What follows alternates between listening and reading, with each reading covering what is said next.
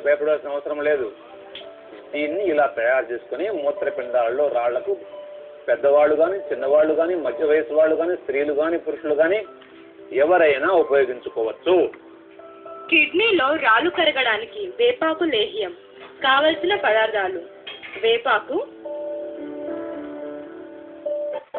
తేనె.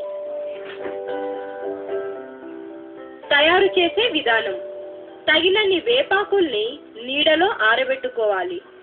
ఆరిన ఈ ఆకులను పిసికి చూరగా చేసుకోవాలి. ఈ పొడిని అట్లకాడతో తిప్పుతూ నల్లగా మారిపోయే వరకు కాల్చాలి. ఈ వేపాకు బూడిదను జల్లించి భద్రపరుచుకోవాలి.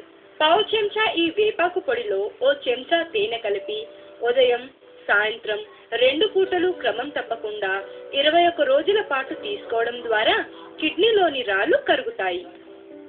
ఇది ఒక ఉపయోగం.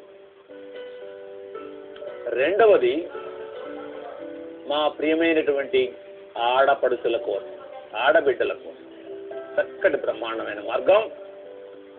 స్త్రీల తెల్ల బట్ట వ్యాధికి రాసుకోండి, హెడ్డింగ్ పెట్టండి.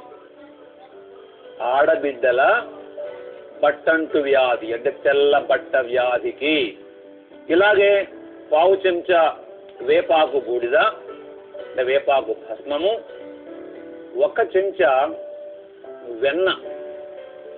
వెన్న దొరికితే ఆవు వెన్న మంచిది, దొరకకపోతే కనీసం నాటు గేదెల పాల నుంచి చేసినటువంటి వెన్న 1 చెంచా కలిపి 2 రంగరించి ఉదయం ఒకసారి, సాయంత్రం ఒకసారి 2 పూటల ఆహారానికి గంట ముందు తీసుకోవాలి.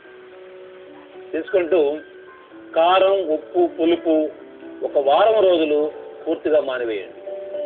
అలా చేస్తే వారం రోజుల్లో తెల్ల బట్ట వ్యాధి తగ్గిపోతుంది. ఇది రెండవ ఉపయోగం.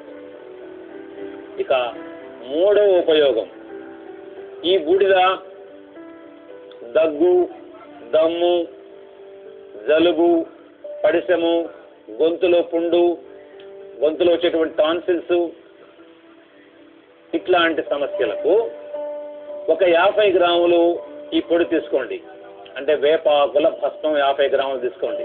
అందులో 50 గ్రాములు పటిక బెల్లం పొడి అంటే కండ చక్కెర 50 గ్రాములు మెత్తగా పొడి చేసి అది ఇది కలపండి. కలిపితే మనం అనుకునేటువంటి ఆహార ఔషధం తయారైపోతుంది.